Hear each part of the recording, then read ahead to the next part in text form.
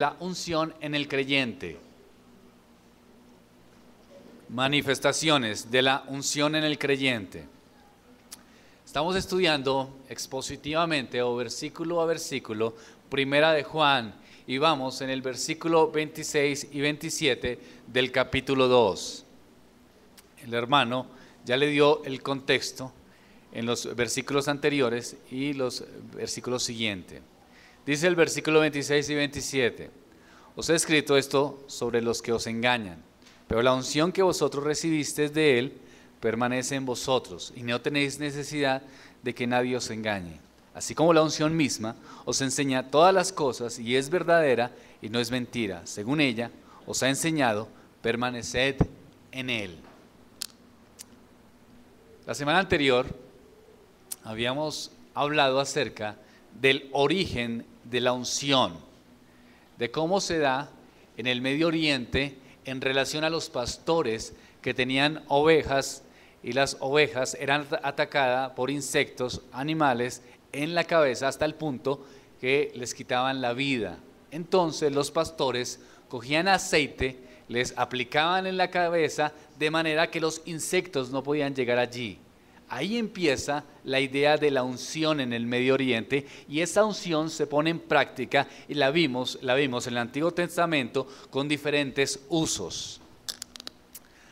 La vemos que la utiliza o se utiliza para ungir reyes, para ungir sacerdotes, también se utiliza para ungir los elementos del tabernáculo, es decir, para diferentes cosas. De hecho, se utiliza para arreglarse, para la belleza. Vimos también que Cristo fue ungido para su ministerio. La unción tenía un propósito en diferentes aspectos. Era el preludio al cumplimiento de una labor determinada por Dios. Hablamos también, queridos hermanos, del mal uso del concepto de la unción en nuestros días. Habíamos hablado de cómo hoy en día el ser ungido o el ungir se utiliza de una forma inapropiada, casi totalmente grotesca y en contra de las Escrituras. Alguien me mandó un video y hablaba de la unción de la bofetada, y era el pastor dándole bofetadas a los creyentes, los cogía a cachetadas y después, y el que no quedaba bien ungido, tocaba darle más cachetadas hasta que quedara bien. Complicado, ¿no? Y ahí titulaba la unción de la bofetada. Lo increíble de esto es que las personas hacían fila, ¿no? Yo también quiero que me den bofetada. Era el concepto o la idea que se tiene erróneas de lo que es la unción. Vimos entonces los malos usos del concepto de la unción en nuestras vidas. También entonces trasladamos el concepto de la unción a nuestro contexto del texto. Lo que explica el autor, es decir, habíamos dicho que el autor, cuando habla de la palabra unción, retrocediendo al versículo 20 y 21 de Primera de Juan, capítulo 2, versículo 20 y 21, y relacionándolo con el versículo 27, habíamos dicho que está explicando las falsas doctrinas, el engaño y lo que hace la unción. Y en este contexto, la unción es ¿de qué? De enseñar, de conocimiento en el creyente. Esas son la explicación de nuestro texto en relación a la unción. Hoy veremos entonces las manifestaciones de la unción en el creyente. Vivimos en un tiempo en que en nuestro concepto, queridos hermanos,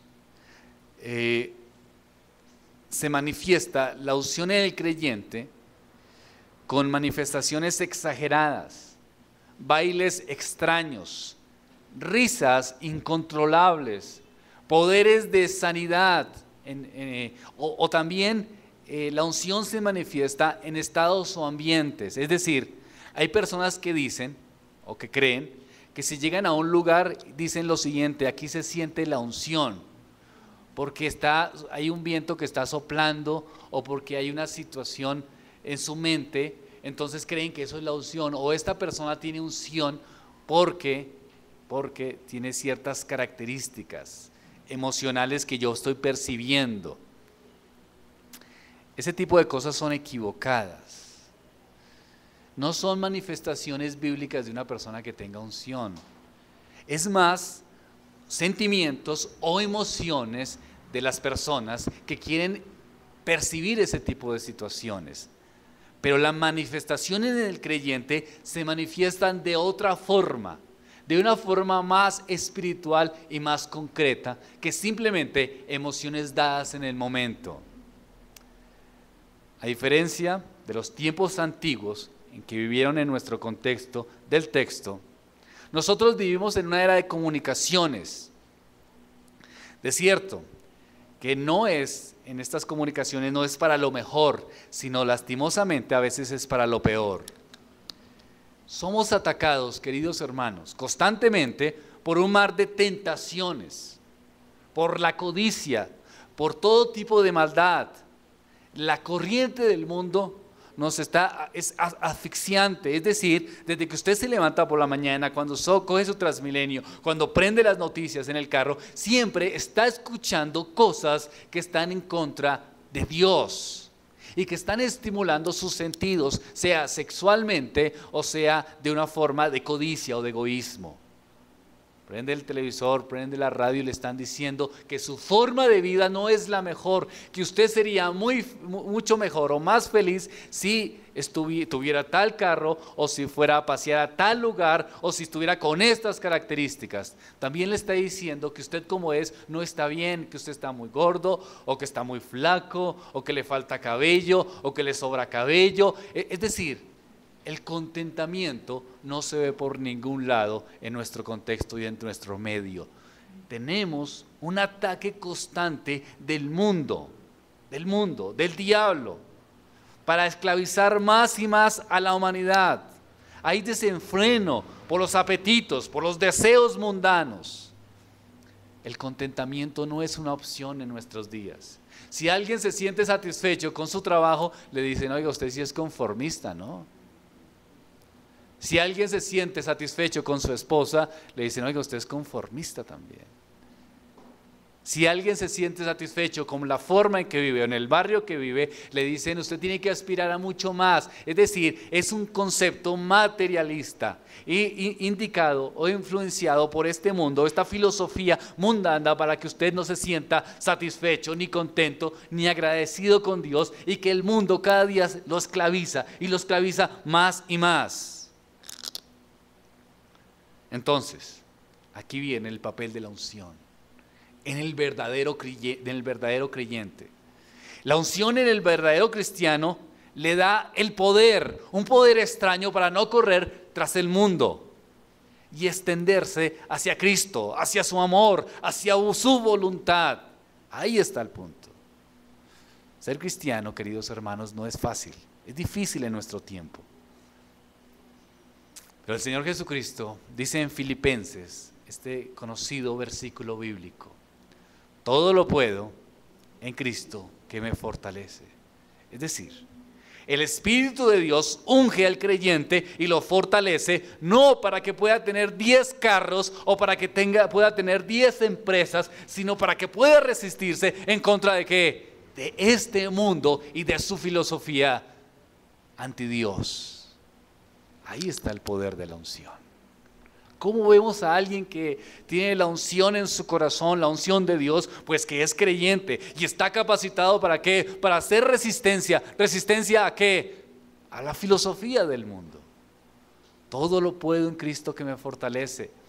Todo lo puedo en Cristo que me fortalece. No es un versículo para aplicarlo en producir nuestros deseos, en hacer lo que queramos, sino todo lo puedo en Cristo que me fortalece. Es el poder de Dios bajo la unción en el corazón del creyente que lo hace, que entienda, que determine, que rechace lo que no es de Dios.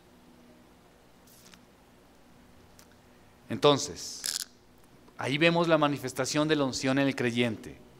Y vemos que el creyente entonces, Dios le da sabiduría. Es un poder de Dios que le da sabiduría. Le da sabiduría en las cosas espirituales. Vamos a ver una diferencia. Usted para adquirir conocimiento, ¿qué necesita hacer? Un conocimiento intelectual. Para ser una persona culta. Bueno, es obligado a que usted estudie, ¿cierto? Para que estudie los grandes autores, estudie los mejores libros, pueda entender conceptos e ideas y pueda proyectar su conocimiento a su labor, ya sea su parte laboral o simplemente en una actitud de ser una persona culta. Estudiando mucho puede adquirir conocimientos y de hecho puede desarrollar cierta sabiduría en conceptos o ideas filosóficas. Pero aquí estamos hablando acerca de la unción divina. La unción divina hace que usted sea sabio. Pero ¿cómo hace usted para ser sabio? Pues por el poder del Espíritu Santo, ungiendo al creyente, hace que usted tenga un deseo constante, un interés por conocer ¿qué? La Biblia, de leerla, de saber cuál es la mente de Dios, de saber cuál es la voluntad de Dios para cada asunto de su vida. Miren lo que dice Juan capítulo 5, versículo 39.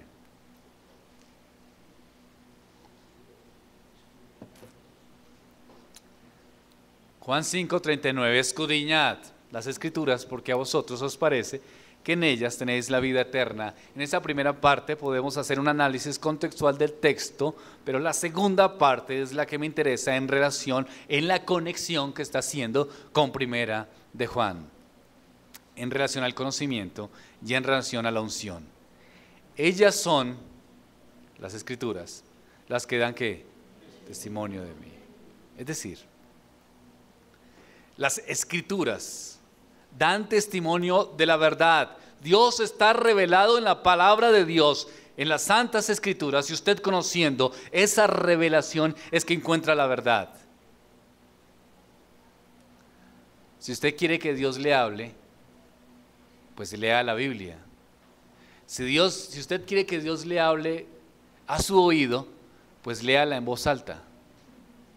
Pero el centro está ¿cuál? Las Escrituras, la palabra del Señor. Entonces, ¿qué hace la unción? Pues nos da la sabiduría. ¿Y cómo obtenemos la sabiduría? Pues en sus Escrituras. Entonces, hermano Helber, ¿qué en realidad está haciendo la unción? Nos está dando el deseo de escudriñar la verdad escritural. Pone en nuestros corazones un deseo para conocer la verdad bíblica. Y a medida que vamos viéndola, vamos entendiéndola. Pongo un ejemplo. La Navidad. En Navidad por lo general nos compartimos algunos regalos. Yo veía a mis hijos, cuando les daban regalos, alguien le dio un regalo grande, era un paquete. Y yo quedé mirando y dije, pero ¿qué puede haber en esa caja tan amplia? No cabe una bicicleta, no cabe un triciclo. ¿Qué habrá? Cuando mi hija lo vio, empezó a sacar los papeles que tenía y la caja empezaba a mostrarnos figuras de lo que era en el fondo. Y a medida que fue destapando, la caja iba a darnos ideas hasta que finalmente quitó todo el papel regalo, quedó la caja, ya teníamos una idea clara pero no completa. Cuando destapó la caja y entonces miró las figuras, ya había una claridad total de lo que era el obsequio. Cuando usted empieza las Escrituras, empieza destapando y empieza mirando, pero ¿es claro? ¿Todo lo que usted lee en la Biblia es claro? No, pero usted empieza a destapar y a medida que va destapando, ¿qué va pasando? Se va aclarando. ¿Qué? La verdad de Dios. La verdad revelada en las Escrituras las va comprendiendo y las va aclarando a medida que usted va destapando ese regalo que es la palabra de Dios y que nos están revelando a Cristo. La unción, queridos hermanos, es eso. Pone ese deseo de buscar, ese deseo de indagar, querer saber quién es Dios, qué es su palabra. ¿Recuerdan lo que hemos hablado antes del apóstol Pablo en la prisión romana, esperando la muerte? ¿Qué es lo que estaba pidiéndole a Timoteo? Por favor, tráigame comida, tráigame bienestar, tráigame a todos los que me han seguido y que hagan una protesta aquí al frente y que me saquen rápido de acá. Tráigame buena ropa, tráigame cobijas. Bueno, sí pidió algo de cobijas, pero lo que estaba pidiendo era que los libros, especialmente que los pergaminos. ¿Por qué? Porque Pablo está diciendo, aún quiero escuchar la voz de Dios. ¿Quién pone eso? El Espíritu de Dios sellando como sello de la unción en el creyente. Un deseo genuino de estudiar las Escrituras y saber qué es la palabra de Dios y saber quién es Dios. Entonces, el Evangelio es definido en Cristo Jesús. Segunda de Corintios, capítulo 4, versículo 6.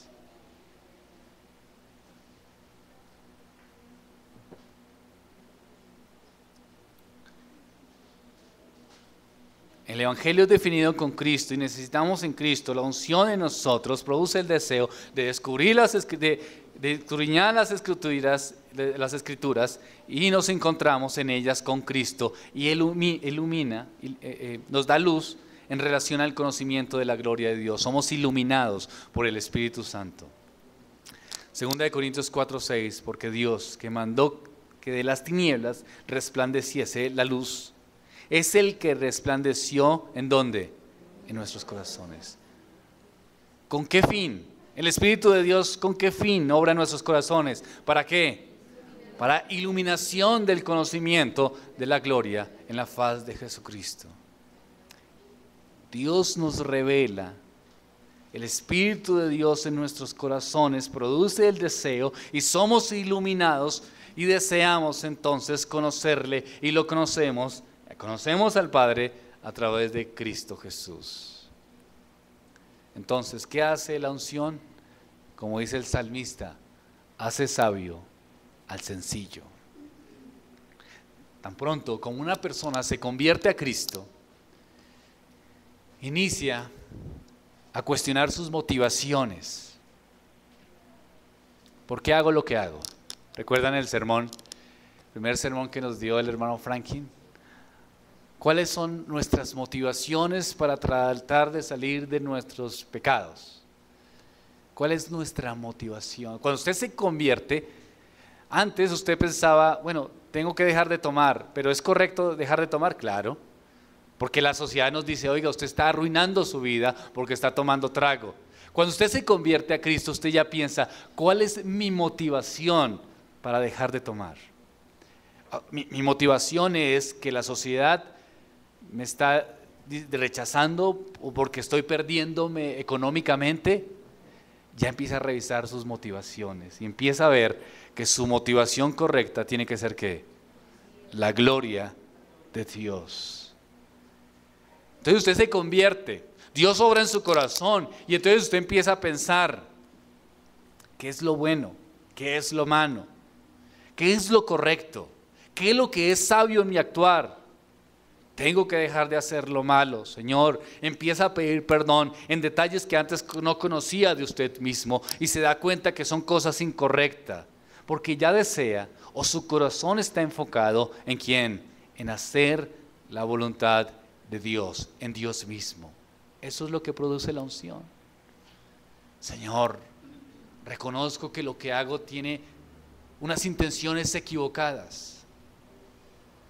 ¿Puede alguien tener malas intenciones equivocadas predicando el Evangelio? ¿Puede alguien salir y predicar el Evangelio y todos lo apoyamos económicamente y ser reconocido y salir en internet y salir en el televisor, en donde usted quiera tener hasta buena doctrina y puede tener intenciones equivocadas? Sí, aún para cosas nobles podemos tener intenciones equivocadas. ¿Qué hace entonces la unción? Nos hace reflexionar en nuestras intenciones.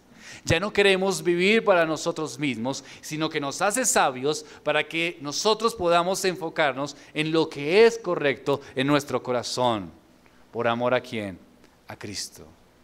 La sabiduría, queridos hermanos, es el temor a Dios. La unción hace que nos hace sabios y esa sabiduría es que nosotros tengamos un temor reverente a lo que es santo.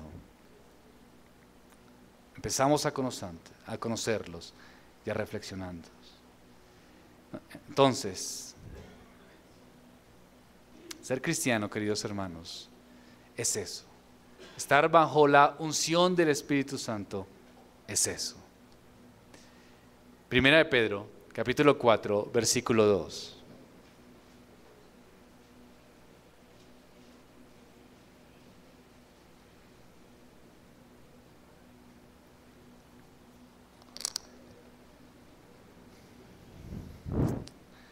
Para no vivir el tiempo que resta en la carne, conforme a las concupiscencias de los hombres, sino conforme a ¿qué?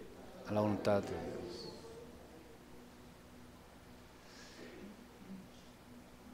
La unción del Espíritu Santo produce un cambio en nuestros corazones donde experimentamos, ya no estamos centrados en nosotros mismos, sino también en nuestro prójimo, y nuestro corazón experimenta bondad, misericordia por el otro.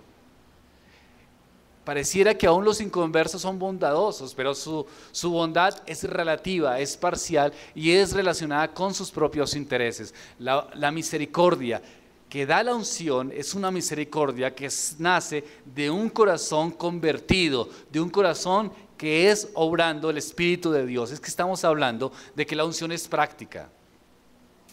La unción hace que nuestros corazones se deleiten en lo que es espiritual. La unción hace que nuestros corazones deseen lo que es bíblico. Y la unción hace que nosotros entonces, aprendiendo estas verdades que han obrado en nuestro corazón, las pongamos en práctica. Y una de esas cosas es la característica de un cristiano que tiene la unción, es decir, ha nacido de nuevo, es que es misericordioso, es bondadoso. Federico Nietzsche, quien, como ustedes saben, anunció la muerte de Dios y terminó sus días de la peor manera, entre todas las cosas que dijo, que algunas fueron pues ciertas en relación al conocimiento, pero entre todas las cosas que dijo en contra del cristianismo, manifestó algo que es interesante y que cuando doy mis clases de filosofía a los estudiantes, siempre les digo, miren, aquí Nietzsche está diciendo algo que los evolucionistas no entienden y que como que pasan por alto, siempre están citando a Nietzsche, pero en esta parte como que no lo entienden.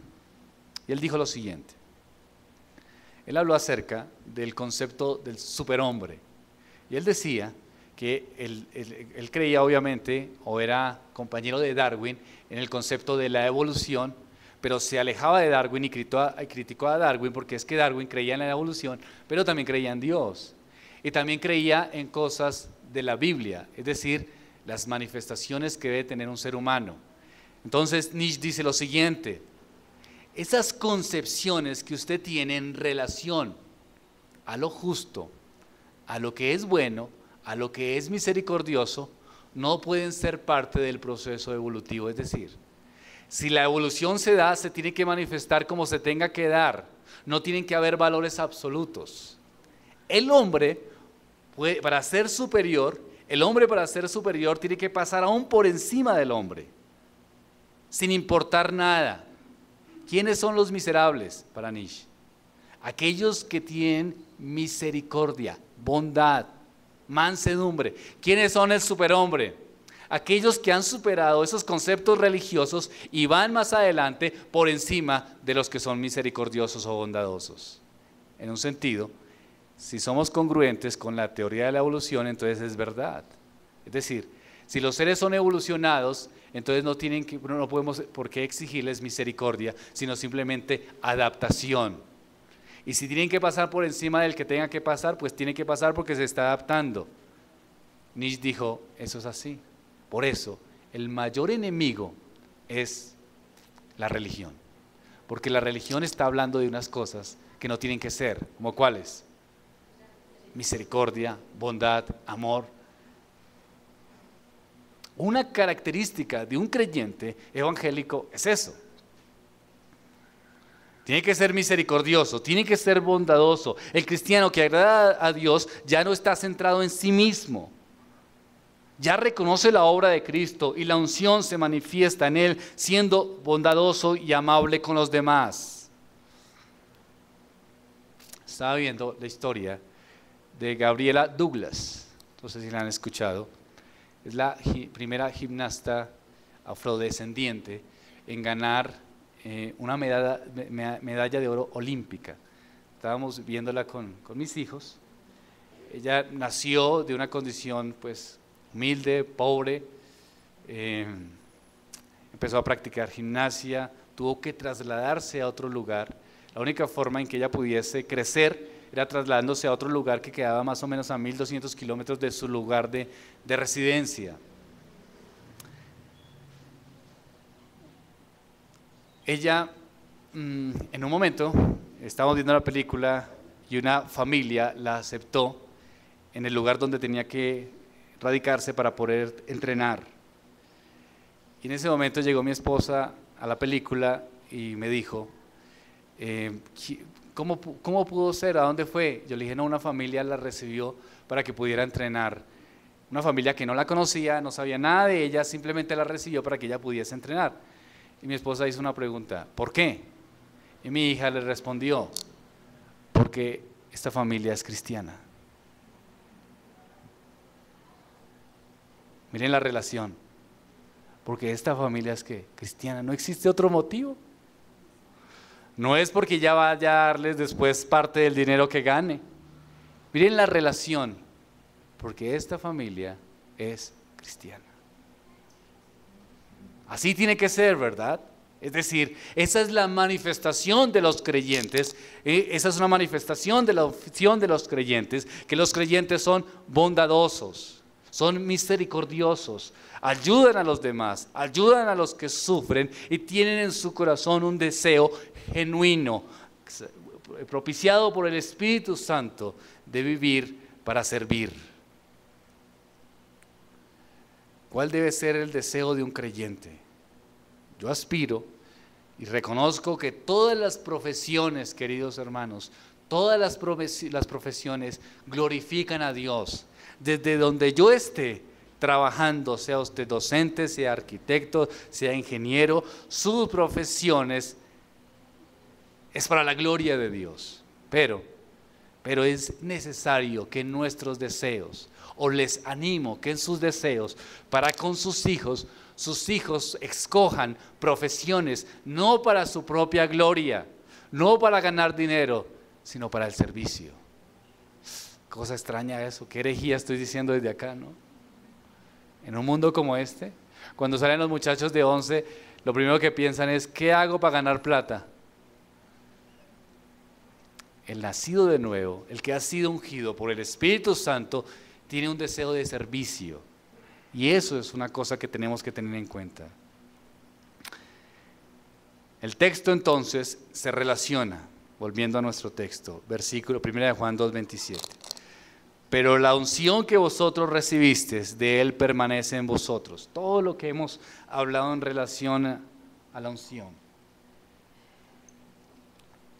Esa unción, queridos hermanos, hace que nosotros podamos comprender lo que es correcto bíblicamente. Hace que nuestro corazón también esté alerta. La unción se manifiesta alertando nuestros corazones, nuestras vidas, para que podamos rechazar las falsas doctrinas. En su primera epístola, Juan nos advierte que tengamos cuidados con quiénes, con los engañadores. Dice que si alguno viene, versículos 10 y 11, si alguno viene a vosotros, de primera de Juan, y trae enseñanza y no trae enseñanza de Cristo, dice que no lo recibáis en vuestra casa, ni le saludéis, porque todo aquel que esté con él, que le saluda, participa en sus malas obras. ¿Qué quiere decir esto? Aunque ya lo estudiamos, que el Espíritu de Dios, por la unción del Espíritu, nos alerta a lo que es incorrecto. Cuando alguien trata de enseñar doctrinas que no se originan en las Escrituras, en el Antiguo Testamento y Nuevo Testamento, usted tiene que decirle a esa persona Si usted cree en Cristo, que Jesús murió por sus pecados, Jesús le ha abierto su entendimiento y usted tiene camino al cielo a través de Él. La unción nos da ese gozo y esa alegría para comprender lo que es correcto, para comprender el camino de salvación y el testimonio del Señor. Primera de Juan 2:27 dice, en la segunda parte, dice la primera: pero la unción que vosotros recibisteis de Él permanece en vosotros, y no tenéis necesidad de que nadie os enseñe. Aquí se está refiriendo a que no seremos engañados, pero vamos a recordar un poquito una profecía que está relacionada con este texto y especialmente en esta parte. Jeremías 31, capítulo 31, versículo 34.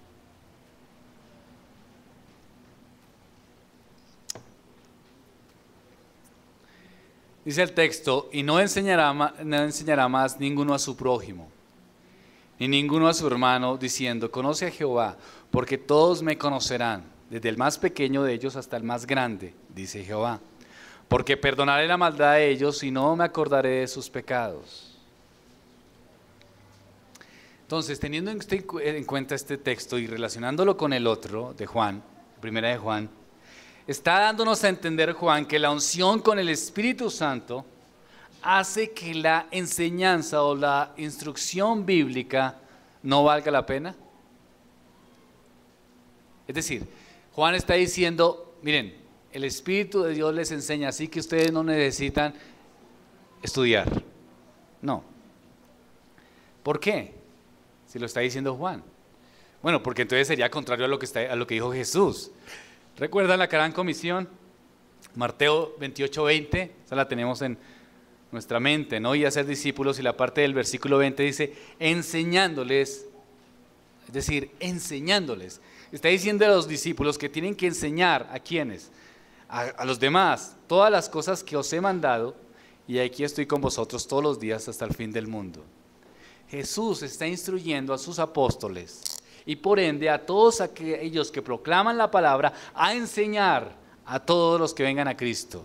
Es decir, la predicación de la palabra, queridos hermanos, es eficaz. La enseñanza que se brinda en la clase de estudio teológico a las 10 de la mañana, los miércoles, o el estudio de libro por libro de Romanos que estamos estudiando ahora, es importante. Todas estas cosas son necesarias. Pero entonces, ¿qué está diciendo Juan? Lo que está diciendo Juan es que los creyentes no tienen necesidad de engañadores que traten de enseñarles falsas doctrinas. Es decir, la unción del Espíritu Santo nos da la comprensión básica para no ser engañados por un poder que esté en contra de Dios. Cuando vienen los engañadores, el Espíritu de Dios sobre nuestros corazones y empezamos a percibir que las cosas que estamos recibiendo son incorrectas y que nos están tratando de alejar ¿de qué? De la cruz. Algunos hermanos, por ejemplo, cuando escuchan un sermón de alguien, a veces me dicen: pastor, este sermón fue un sermón moralista, no se vio a Cristo ahí. Entonces, no estamos diciendo que no haya cosas importantes o consejos que son de sabiduría, que son importantes y que los encontramos en las Escrituras, pero a veces uno puede escuchar un sermón que es moralista pero no bíblico, es decir, no cristocéntrico, que le está diciendo buenas cosas pero no lo está llevando a la comprensión del Evangelio. La unción del Espíritu de Dios hace y nos alerta para indicarnos que estamos recibiendo mensajes que nos quieren llevar ¿a qué? A una fe basada en las obras y no basada en la cruz, por buenas que parezcan las cosas. Eso es lo que hace el poder de la unción. No necesitamos eso, y eso es lo que está diciendo Juan en este texto. Y no tenéis necesidad de que nadie os enseñe. Es en ese sentido, ser enseñados por la falsedad, porque la unción produce en nosotros lo necesario para la comprensión básica. Queridos hermanos, usted no necesita tener una maestría en teología para comprender el evangelio básico, porque el Espíritu de Dios lo hace comprender su condición. ¿Cuál es su condición? Cuando estábamos sin Cristo, muertos en delitos y pecados, sin esperanza. Y el evangelio también, o el poder del Espíritu Santo, lo hace comprender que usted tiene una necesidad. ¿De qué necesita? De un Salvador. Y lo hace comprender también que usted tiene que arrepentirse y que la salvación solamente es a través de Cristo. 100% Dios, 100% hombre. Cualquier cosa que ponga su esperanza fuera de Cristo es que herejía. Puede sonar bonito, puede sonar bien, puede animar, pero es herejía, porque la salvación está centrada en el evangelio, y el evangelio es Dios y Cristo, su obra salvífica, y el Espíritu Santo aplicándola en los corazones. El Espíritu de Dios nos hace entender lo que es correcto y lo que es santo. Entonces, queridos hermanos, cuando dice el texto y que nadie os enseñe, se refiere a que el Espíritu de Dios nos da lo suficiente para que nosotros no seamos engañados, y lo suficiente es la salvación, el concepto de la verdad. Creo que vamos a dejar hasta aquí. Seguimos el próximo domingo estudiando entonces las características de la unción en el creyente. Vamos a inclinar nuestro rostro y vamos a pensar en Dios. En la oración permitiré hacer la conclusión o de resumir. Padre de los cielos, te damos gracias, Señor, porque has dado a tu Espíritu Santo en nuestros corazones. Recibimos una unción, Señor. Gracias. Esa unción es poderosa para transformar nuestros corazones, para deleitarnos, para que nos agraden las cosas espirituales. Aunque a veces luchamos, Señor, con nuestra carnalidad, siempre deseamos lo santo. Por esa unción entonces reconocemos lo que es correcto y empezamos a ver las reales motivaciones de nuestro corazón y empezamos a llevarlas de acuerdo a tu palabra. Gracias por eso. De otra forma, Señor, no lo haríamos, porque siempre estamos pendientes de nosotros mismos. También la unción hace que tengamos una manifestación de piedad hacia otros, pero no para recibir gloria de este mundo, sino para recibir, Señor, tu agrado. Es decir, nuestro corazón desea servir, desea ayudar al prójimo. Es bondadoso y desea lo santo, porque tú lo has puesto, Señor, gracias. Nuestras actitudes bondadosas no tienen, como veíamos, Señor, no tienen ninguna otra cosa, sino simplemente porque somos cristianos. Gracias por eso, Señor. También vemos que la unción hace que no tengamos necesidad de que nadie nos enseñe. Gracias, Padre Santo, porque ahora comprendemos que tenemos lo suficiente, y aunque vengan los falsos a tratar de quitarnos de la meta que eres tú, la unción producida en nuestros corazones nos vuelven o nos devuelven de nuevo a la cruz de Cristo. Gracias, Señor. Gracias, Señor, porque aquí se trata de enseñanza. En el contexto se trata de enseñanza, y la unción como nos enseña en conocimiento de tu verdad. Gracias por esto, Padre amado. Ayúdanos a vivirlo y a entenderlo, y que seamos, Señor, acrecentados en tu fe constantemente. En el nombre de Cristo Jesús. Amén. Muy bien, hermanos, nos ponemos en pie.